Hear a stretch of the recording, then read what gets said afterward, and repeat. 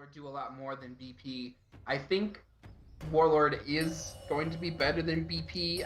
I'm always conflicted on this because I really feel like BP's feats are so much better than Warlord's feats.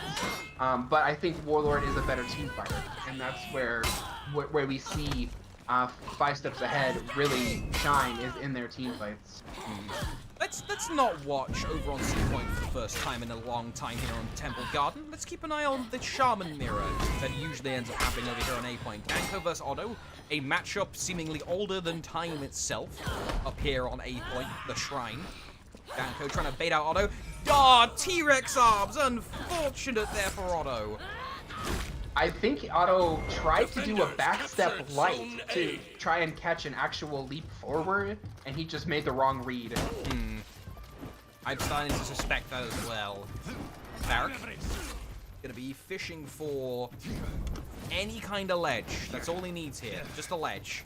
Because he isn't gonna be winning this in a straight up fight unless he gets assistance. Has some with the form of Silencer, however, so let's not discount all of his proverbial eggs before they've hatched. Silencer is there, doesn't have bombs. Barrack has good reflexes though. Consistently we've seen him pull that trick off today. Time after time after time. Just unlock and do a light for the crushing counter.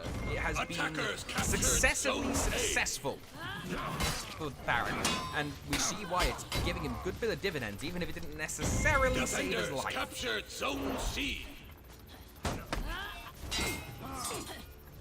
We saw an interesting rotation from Rawway. It looked like he was going mid, and he had half HP, which is a kind of a dangerous rotation because you would expect people to, who aren't fighting on the point to be full health or healthier. But what he was doing was trying to prevent the Kensei from coming onto point to help with that team fight, and he did so very successfully. I'm not sure if he's the one who got the kill, but he was able to keep the Kensei away to keep this team fight going in favor of his team, even though it kind of looks like they kind of squandered that time that he gave them. Clinical execution. Yeah, I mean, that's death. Gank. Yeah, Just Ice is done. Nowhere he can go. Totally this is some of the old Conqueror breakdancing. You remember when the Conqueror's model was some random breakdances when he died? It was fun. I always enjoyed that as someone who also plays Conqueror an awful lot. Danko going to be some of the bite action too, no set of guaranteed combo. Danko has revenge, fortunately off that for him, so he can try and apply some pressure. Full heavies, baiting Otto successfully. Have an XC. Oof. Unfortunate. Meanwhile, in the mid, two Lawbringers in their ritual mating dance, interrupted by a Kensei. Hate to see that. Otto, Barrack, 2 versus 3. Because I believe the third, yeah, Sincere Duelist is literally doing what Silencer did earlier on one of the matches on Citadel Gate, just going ahead and clearing the spawn. Get him his feats online as fast as possible. Because if he can get his longbow, is especially his smoke bomb at tier 2, which is the relevant one coming up soon, all the merrier for him. Rawwit and Just Ice have more mortal concerns currently. Setmix makes the choice to give a shield to Just Ice instead. Probably the best considering his reach is a lot better than the Lawbringers. Lawbringer will fall. And now Just Ice without the shield will probably follow shortly. There it is. And down goes Danko as well. A 3-piece for 5 steps ahead. Yeah, this should most definitely translate into better mid control, maybe pushing out the wave a little bit, allowing some members to 5 steps ahead to heal up if possible.